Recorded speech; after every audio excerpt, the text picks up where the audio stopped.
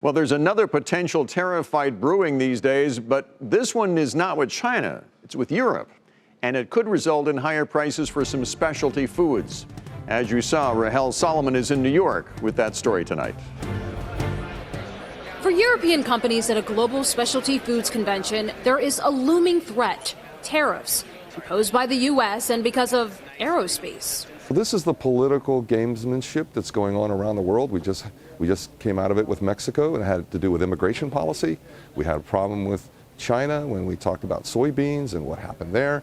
So it seems that agriculture and food products in particular are becoming a little bit of a weapon as it relates to policies that have nothing to do with food. For nearly 14 years, the U.S. has maintained the European Union has provided illegal subsidies to Airbus, unfairly giving them an advantage over American companies, namely Boeing.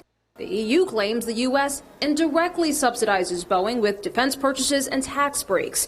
In April, U.S. Trade Representative Robert Lighthizer issued a list of imported foods that could be subject to retaliatory tariffs if the EU does not stop subsidizing Airbus, foods like cheese, meats, and jams. Our annual revenues are $130 million, and I think out of that, if 10% is affected, it would be devastating for our business. It's not only me, it's a whole team, that we worked for that.